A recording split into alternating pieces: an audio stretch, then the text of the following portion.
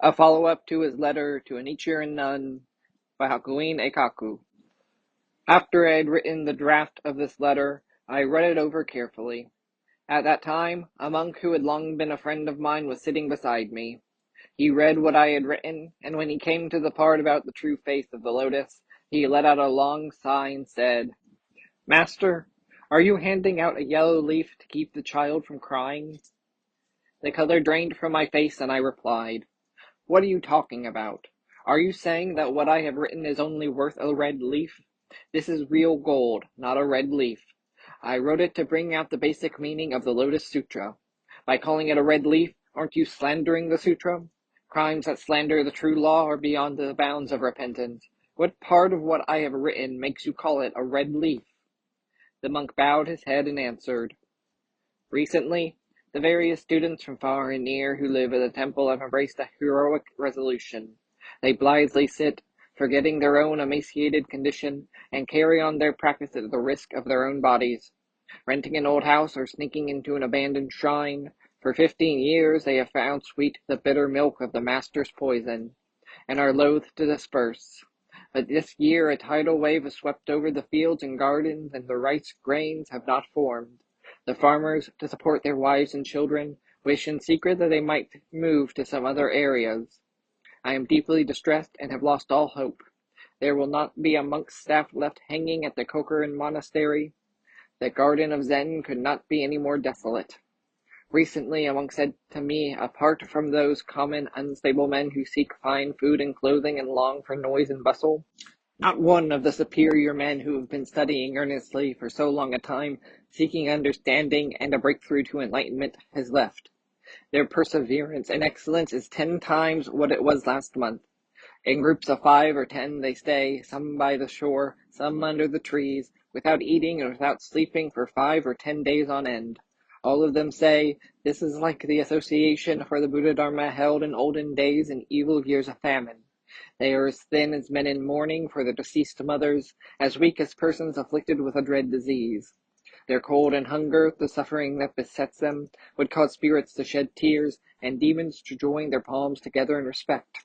Today, monasteries everywhere are equipped with lofty temple buildings and sumptuous quarters for the monks. The 2 wheels turn at the same time, and the 4 offerings are piled up. What sort of mind is it, then, that does not pay attention to such things? Living in a place where hunger, cold, and poverty abound, all that enters their ears are the evil words and abuses of the Master. All that passes their mouths is a chaff of millet and wheat, and there is not one thing that in the hearts they feel is good. Yet, those monks are not here because they have no other place to go. They are all superior monks, fully qualified to be in monasteries, but each of them devotes himself assiduously to the search for his own enlightenment, and pays no attention to anything else. When I hear things like this, I am greatly impressed and feel that it is fortunate indeed that this is a time when many people will gain the Buddha Dharma. You must proclaim the need to take up forging irons of progress toward enlightenment, and look for superior monks who have really studied and gained a true awakening. If you approach people with a secondary meaning and use methods with a different import, you will be doing people great harm. They will be blocked by the other gates to enlightenment, and in the end you will not be able to produce even the least significant kind of person. 30 years ago, I suffered the painful polishing accorded by my master, and after undergoing numerous hardships, attained understanding of the innate Buddha nature, penetrated the true face of the lotus, gained the true understanding without the slightest doubt of the mysterious principles of the 3,000 worlds in one instant of thought, and the innermost meaning of the perfect unity of the 3 truths. My master himself acknowledged that I can gain an understanding of the true face of the lotus, and I thought in private to myself that as far as I was concerned, everything in the world had been determined. When recently I listened to your lectures on the Pien Lu, however, it was just as if I were a farmer standing far away down the steppes, listening to lectures being delivered by various gentlemen of higher rank at the Secretariat. I was like a man with bad vision who strains his eyes to see the scenery of Sao Shui, like a deaf man who cocks his ears to hear the music emanating from Tunting Lake. With this, my strength drained away, the sweat of remorse poured from my armpits, and tears of pain filled my breast. It was as though all the painful practice I had been through had not done the slightest bit of good. In the beginning I thought that the powers I had attained were on the same level with yours, but now I realize that to hold doubts about you is like a sheep pointing at a fine steed and saying, "This is my father," or like a lame turtle indicating a heavenly dragon and saying, "This is my master." I was depressed and irritated because I felt privately that you were making me the butt of a deception. But now I read what you have written about the true face of the lotus, and I was aroused to envy, and so said, "This is a yellow leaf for a crying child." You can understand my reaction, I hope. The various monks in the temples all lament in the same way, saying that you point to the place to which they have attained by arduous labors, and call it the zen of a corpse in a coffin. I replied, "This is quite true. Keep going with your practice. Do you see that old pine towering above the hills and valleys? Its branches pierce the highest heaven, its roots reach through to the bowels of the earth. Above, the hanging moss reaches for 100 feet. Below, the fungus that grows only after the tree has lived 1,000 years clings to its roots. Its strength is that of the flood dragon that grasps the mist and seeks to rise to the heights of the sky. Below is a pine tree 1 inch high, just putting forth a shoot of needles. One can pluck it out with the fingers, snap it off with the nails. If I point to these two trees and ask someone what they are, the answer will invariably be, they are both pine trees. It all depends on the amount of time that they have been growing. But don't say, it's a matter of the passage of time. If you guard the materials used for making a coffin and end up by living in a demon's home, even if you pile them up to the year of the ass, of what possible use will they ever be? Once there were 2 children of Mr. Chang. The elder brother was named Chang Wu, and the younger Chang Lu. One day, they bundled up some provisions and set out on a long journey. While on the way, they happened each to find a bar of gold, and they danced for joy at their discovery. But later, their ways parted, and some 30 years passed in which each of the brothers did not know whether the other was dead or alive. Lu, wondering about his brother, sought him in all directions, and finally having discovered his brother's whereabouts, journeyed there from afar to pay him a visit. When Lu came finally to his brother's place, he was amazed at its opulence. The water wheels groaned as they turned, and carts piled with grains came rumbling past. Oxen and horses filled the stables, flocks of geese crowded the ditches. The sound of bamboo flutes and pipes floated from the house, and voices were raised in song. Elegant guests came in and out. Lu, shaking with fear, was unable to cross the threshold. Bowing to the ground with terror and trembling, he offered his name card. 2 boys, handsome in appearance and elegant in bearing, came out to greet him. Chang Lu followed them in, walking with extreme diffidence. The magnificence of the walls and the beauty of the building were such that Kang Yi and she knew would have felt at home in them. Chang Lu's spirit faltered and his legs trembled, and he did not know where to sit down. After a short while, Chang Wu, attended by his concubines and female servants, appeared from beneath an embroidered canopy. The resplendent costuming of the women who attended on his brother astounded Chang Lu. The embroidered damasks overwhelmed his eyes. A golden incense burner poured forth the fragrance of 1,000 flowers. Jade ornaments gave off hundreds of delicate sounds. A crimson embroidered cap adorned Chang Wu's head. From his shoulders a purple gown hung. He seated himself on a luxurious green cushion and leaned his arm on a sandalwood table. He glared with the haughty eyes of a tiger. He held his shoulders arrogantly in the pose of a kite. Chang Lu took one look and could not help but lower his eyes to the ground. His body seemed to shrink, and his tears flowed without cease. He was quite unable to raise his head and look his brother straight in the face.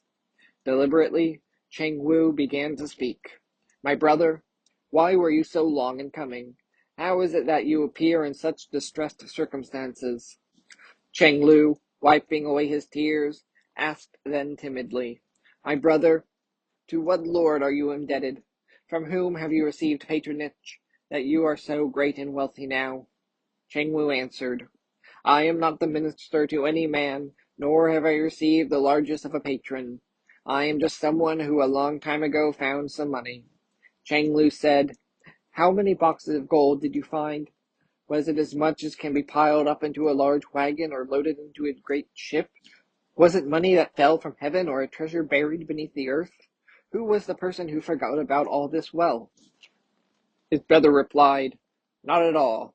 It was the money that 30 years ago you and I found together upon the highway. Cheng Lu responded, How strange. With only one bar of gold you were able to attain all these riches? Then suddenly, Cheng Lu became greatly troubled. Are you perhaps a member of an evil gang, a partner in crime with thieves Tao Chi and Chuang Chao?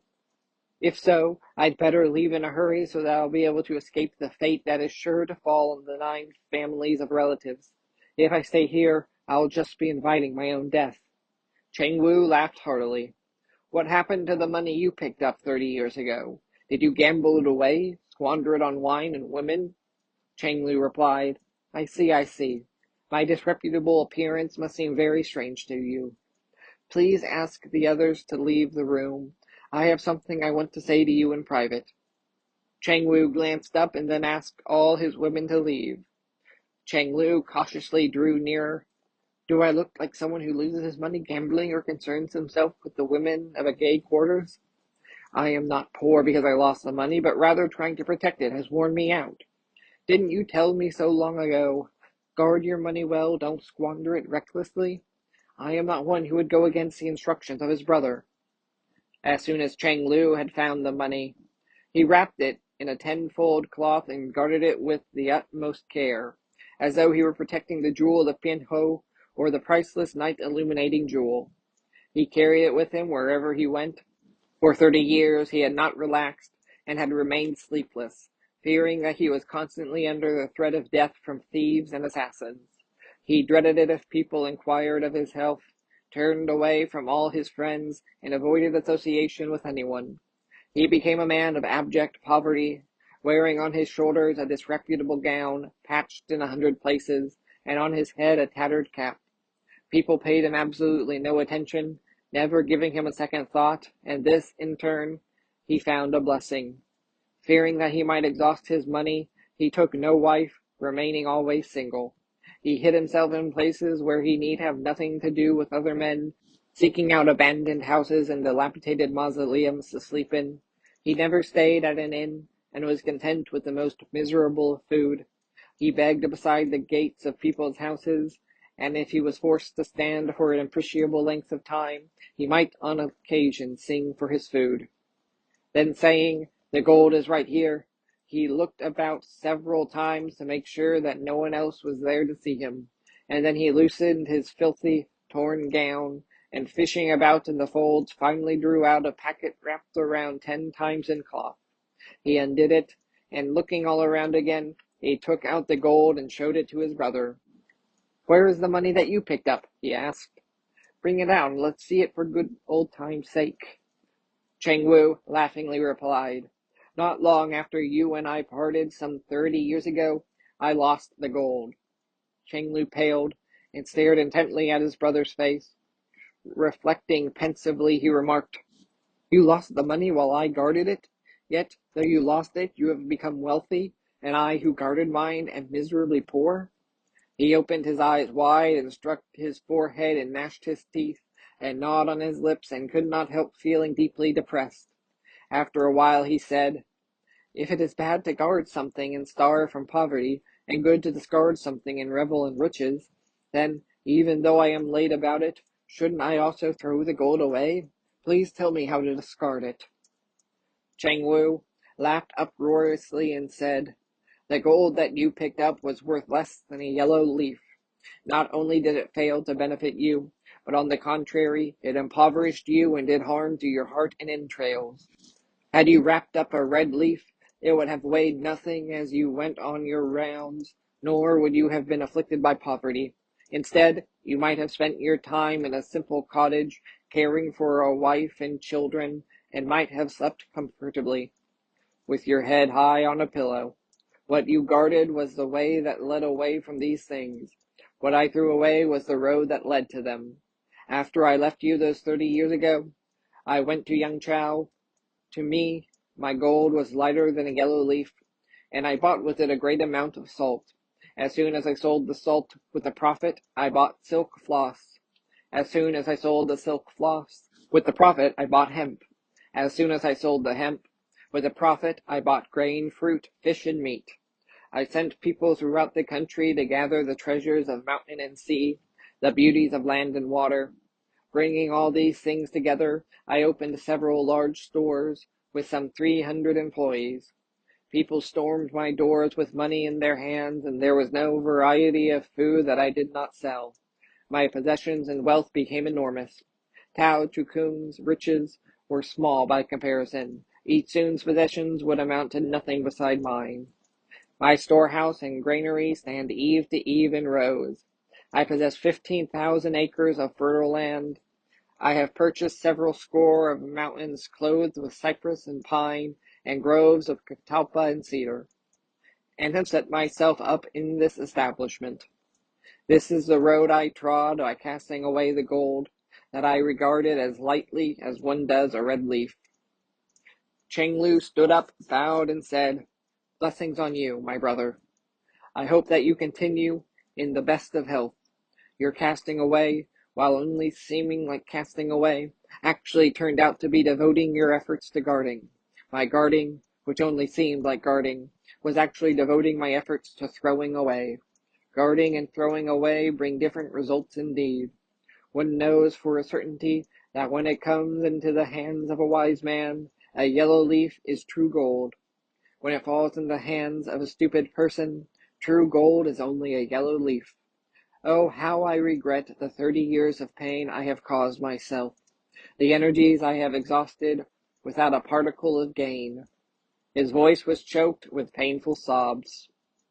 Studying Zen under a teacher is just like this story. What you obtain at first is the nature with which man is innately endowed.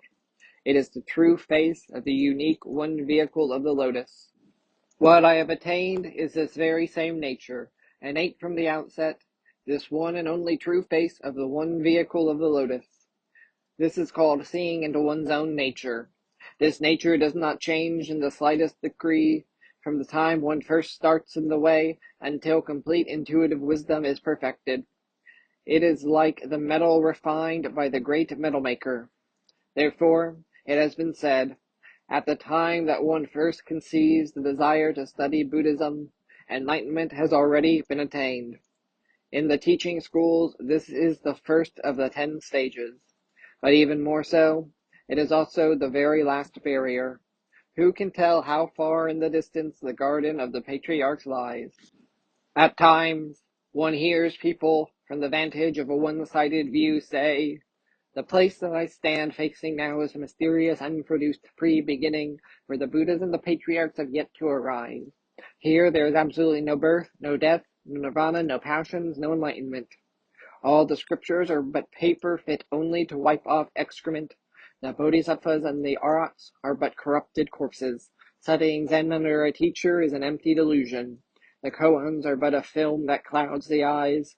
Here there is nothing, there is nothing. I do not seek the Buddhas. I do not seek the patriarchs. In starvation and sleeplessness, what is there lacking? Even the Buddhas and the patriarchs cannot cure an understanding such as this. Every day these people seek a place of peace and quiet. Today they end up like dead dogs, and tomorrow it will be the same thing. Even if they continue in this way for endless kalpas, they will still be nothing more than dead dogs. Of what possible use are such people? The Tathagata has compared them to scabrous foxes, and Gulimala has scorned them as having the intelligence of earthworms. Vimalakirti has placed them in the category of those who would scorch buds and cause seeds to rot. Changsha has called them people who cannot move from the top of 100-foot pole. Lin Chi has described them as being in a deep, dismal black pit.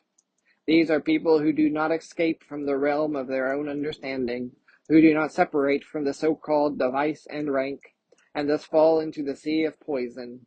Sticking to a one-sided view and spending their time polishing and perfecting purity, they end up having spent their whole lives in error.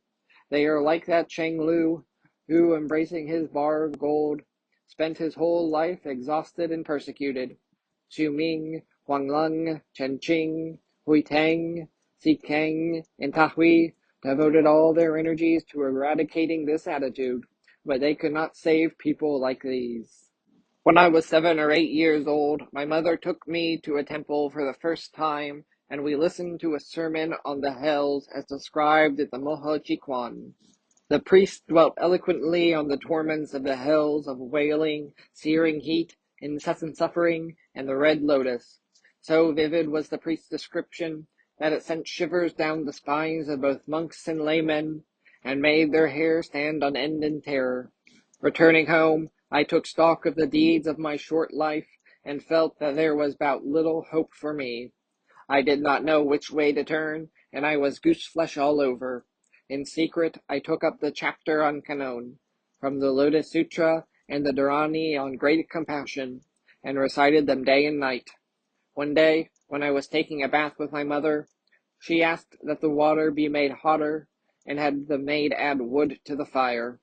Gradually, my skin began to prickle with the heat, and the iron bath cauldron began to rumble. Suddenly I recalled the descriptions of the hells that I had heard, and let out a cry of terror that resounded through the neighborhood. From this time on, I determined to myself that I would leave home to become a monk. To this my parents would not consent, yet I went constantly to the temple to recite the sutras and to study the works of Confucianism. At 15, I left home to become a monk, and at that time I vowed to myself, even if I should die, I will not cease my efforts to gain the power of one whom fire will not burn and water will not drown. Day and night I recited the sutras and made obeisance to the Buddhas. But I noticed that when I was ill or taking acupuncture or moxa treatment, the pain I felt was just as it had been before. I was greatly depressed and said to myself, I became a monk against my parents' wishes and have yet to make the slightest progress. I have heard that the lotus is the king of all sutras, venerated even by ghosts and spirits. People who are suffering in the lower worlds, when they rely on others in their efforts to be saved, always ask that the Lotus Sutra be recited for them. When one considers that recitation by others can save a person from suffering, how much more effective must be recitation by oneself? There must indeed be profound and mysterious doctrines in this sutra. Thereupon, I picked up the Lotus Sutra, and in my study of it found that, other than the passages that explain that there is only one vehicle and that all phenomena are in the state of nirvana, the text was concerned with parables relating to cause and effect. If this sutra had all these virtues, then surely the 6 Confucian classics and the books of all the other schools must be equally effective. Why should this particular sutra be so highly esteemed? My hopes were completely dashed. At this time, I was 16 years of age. When I was 19, I happened to read the Cheng Sun San, in which the story of how the Master Yen Tao was killed by bandits, and how his cries at the time resounded for over 3 li. I wondered why such an enlightened monk was unable to escape the swords of thieves. If such a thing could happen to a man who was like a unicorn or phoenix among monks, a dragon in the sea of Buddhism, how was I to escape the staves of the demons of hell after I died? What use was there in studying Zen? What a fraud, Buddhism! How I regretted that I had cast myself into this band of strange and evil men. What was I to do now? So great was my distress that for 3 days I could not eat, and for a long time my faith in Buddhism was completely lost. Statues of the Buddha and the sacred scriptures looked like mud and dirt to me. It seemed much better to read lay works, to amuse myself with poetry and prose, and thus to a small degree alleviate my distress. When I was 22, I went to the province of Wakasa, and while attending lectures on the Sutanglu, I gained an awakening. Later, when I was in the province of Iyo, I read the Fotsu Sanching, and achieved an intense awakening. I concentrated night and day on the Mu Kuan without a moment's rest, but to my great disappointment, I was unable to achieve a pure and uninvolved state of undistracted meditation. Equally disappointing to me was the fact that I could not achieve the state where walking and sleeping are the same. The spring of my 24th year found me in the monks' quarters, of the Eigenji in Ichigo, pursuing my strenuous studies. Night and day I did not sleep. I forgot both to eat and rest. Suddenly, a great doubt manifested itself before me. It was as though I were frozen solid in the midst of an ice sheet extending tens of thousands of miles. A purity filled my breast, and I could neither go forward nor retreat. To all intents and purposes I was out of my mind, and the Mu alone remained. Although I sat in the lecture hall and listened to the master's lecture, it was as though I were hearing a discussion from a distance outside the hall. At times, it felt as though I were floating through the air. This state lasted for several days. Then I chanced to hear the sound of the temple bell, and I was suddenly transformed. It was as if a sheet of ice had been smashed, or a jade tower had fallen with a crash. Suddenly I returned to my senses. I felt then that I had achieved the status of Yen Tao, who through the 3 periods of time encountered not the slightest loss, although he had been murdered by bandits. All my former doubts vanished as though ice had melted away. In a loud voice I called, "Wonderful, wonderful! There is no cycle of birth and death through which one must pass. There is no enlightenment one must seek. The 1700 koans handed down from the past have not the slightest value whatsoever." My pride soared up like a majestic mountain. My arrogance surged forward like the tide. Smugly I thought to myself, in the past 200 or 300 years, no one could have accomplished such a marvelous breakthrough as this. Shouldering my glorious enlightenment, I set out at once for Shinano. Calling on Master Shoju, I told of my experience and presented him with a verse. The master, holding my verse up in his left hand, said to me, "This verse is what you have learned from study. Now show me what your intuition has to say." And he held out his right hand. I replied, "If there was something intuitive that I could show you, I'd vomit it out." And I made a gagging sound. The master said, "How do you understand Chow Chow's Mu?" I replied, "What sort of place does Mu have that one can attach arms and legs to it?" The master twisted my nose with his fingers and said, "Here's some place to attach arms and legs." I was nonplussed, and the master gave a hearty laugh and said, "You poor hole-dwelling devil." I paid him no attention, and he continued, "Do you think somehow that you have sufficient understanding?" I answered, "What do you think is missing?" Then the master began to discuss the koan that tells of Nantron's death. I clapped my hands over my ears and started out of the room. The master called after me, "Hey, monk!" And when I turned to him, he added, "You poor hole-dwelling devil." From then on, almost every time he saw me, the master called me a poor hole-dwelling devil. One evening, the master sat cooling himself on the veranda. Again, I brought him a verse I had written. "Delusions and fancies," the master said. I shouted his words back at him in a loud voice, whereupon the master seized me and rained 20 or 30 blows with his fists on me, and then pushed me off the veranda. This was the 4th day of the 5th month after a long spell of rain. I lay stretched out in the mud as though dead, scarcely breathing and almost unconscious. I could not move. Meanwhile, the master sat on the veranda roaring with laughter. After a short while, I regained consciousness, got up, and bowed to the master. My body was bathed in perspiration. The master called out to me in a loud voice, "You poor hole-dwelling devil." After this, I devoted myself to an intensive study of the koan on the death of Nantron. Not pausing to sleep or eat, I had a kind of awakening and went to the master's room to test my understanding, but he would not approve it. All he did was call me a poor hole-dwelling devil. I began to think that I had better leave and go somewhere else. One day, when I had gone to town to beg for food, I encountered a madman who tried to beat me with a broom. Unexpectedly, I found that I had penetrated the koan on the death of Nantron. Then, the other koans that had puzzled me, Sushan's memorial tower and Tahui's verse on the roundness of the lotus leaf, fell into place of themselves, and I penetrated them all. After I returned to the temple, I spoke of the understanding I had gained. The master neither approved nor denied what I said, but only laughed pleasantly. But from this time on, he stopped calling me a poor hole-dwelling devil. Later, I experienced enlightenment 2 or 3 times, accompanied by a great feeling of joy. At times, there are words to express such experiences, but to my regret, at other times, there are none. It was as though I were walking about in the shadow cast by a lantern. I returned then and attended on my old teacher Nyoka, who had fallen ill.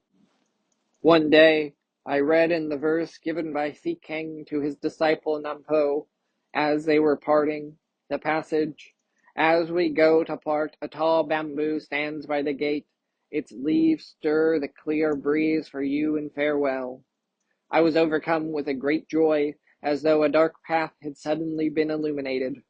Unconsciously, I cried aloud, "Today, for the first time, I have entered into the Samadhi of words." I arose and bowed in reverence. After this, I set out on a pilgrimage. One day, when I was passing through Southern Eyes, I ran into a downpour and the waters reached to my knees. Suddenly, I gained an even deeper understanding of the verse, "On the roundness of the lotus leaf" by Tahui. I was unable to contain my joy. I lost all awareness of my body, fell headlong into the waters, and forgot completely to get up again. My bundles and clothing were soaked through. Fortunately, a passerby, seeing my predicament, helped me to get up. I roared with laughter, and everyone there thought I was mad. That winter, when I was sitting at night in the monks' hall at Shinoda in Izumi, I gained an enlightenment from the sound of snow falling. The next year, while practicing walking meditation at the monks' hall of the Reisho Inn in Mino, I suddenly had an enlightenment experience greater than any I had had before, and was overcome by a great surge of joy. I came to this dilapidated temple when I was 32. One night, in a dream, my mother came and presented me with a purple robe made of silk. When I lifted it, both sleeves seemed very heavy, and on examining them, I found an old mirror, 5 or 6 inches in diameter in each sleeve. The reflection from the mirror in the right sleeve penetrated to my heart and vital organs. My own mind, mountains and rivers, the great earth seemed serene and bottomless. The mirror in the left sleeve, however, gave off no reflection whatsoever. Its surface was like that of a new pan that had yet to be touched by flame. But suddenly I became aware that the luster of the mirror from the left sleeve was innumerable times brighter than the other. After this, when I looked at all things, it was as though I were seeing my own face. For the first time I understood the meaning of the saying, "The Tathagata sees the Buddha nature within his eye." Later, I happened to read the Pian Lu again, and my understanding of it differed completely from what it had been before. One night, some time after, I took up the Lotus Sutra. Suddenly, I penetrated to the perfect, true, ultimate meaning of the lotus. The doubts I had held initially were destroyed, and I became aware that the understanding I had obtained up to then was greatly in error. Unconsciously, I uttered a great cry and burst into tears. I wish that everyone would realize that studying Zen under a teacher is not such a simple matter after all. Although I am old and dissipated, and have nothing of which I can be proud, I am aware that at least I have not spent 40 years in vain. Was it not for this reason that Cheng Wu, when he was in Yangchao, let go of his gold and engaged in his painful struggles toward success? As in the example I gave you, if you shoulder the one-sided understanding you have gained and spend your whole life vainly polishing and purifying it, how are you any different from Cheng Lu, who guarded his piece of gold throughout his life, starving himself and bringing only harm to his body? In India, such a person is called a poor son of a rich man, a follower of the two vehicles. In China, he is spoken of as belonging to the group that practices the heretical silent illumination Zen. None of these knows the dignity of the Bodhisattva, nor does he reach the understanding that illuminates the cause for entrance to a Buddha land. Nowadays, people go about carrying on their shoulders a single empty principle, and with it, understand the Buddha, understand the patriarchs, understand the old koans. Then they all say, like the stick, like the dharani, like the katsu, how laughable it is. Exert yourselves, students, for the Buddha way is deep and far. Let everyone know that the farther you enter the sea, the deeper it becomes, and the higher you climb a mountain, the taller it gets. If you wish to test the validity of your own powers, you must first study the koan on the death of Nanchuan. A long time ago, Sun Sheng had the head monk Siu go to the Zen Master Zen of Changsha and ask him, what happened to Nanchuan after he passed away? Changsha replied, when Shito became a novice monk, he was seen by the sixth patriarch. Siu replied, I didn't ask you about when Shintao became a novice monk. I asked you what happened to Nanchuan after he passed away. Changsha replied, if I were you, I would let Nanchuan worry about it himself. Siu replied, even though you had 1,000-foot winter pine, there is no bamboo shoot to rise above its branches. Changsha had nothing to say. Siu returned and told the story of his conversation to Sun Sheng. Sun Sheng unconsciously stuck out his tongue in surprise and said, he has surpassed Lin Chi by 7 paces. If you are able to understand and make clear these words, then I will acknowledge that you have a certain degree of responsiveness to the teachings. Why is this so? If you speak to yourself while no one is around, you behave as meanly as a rat.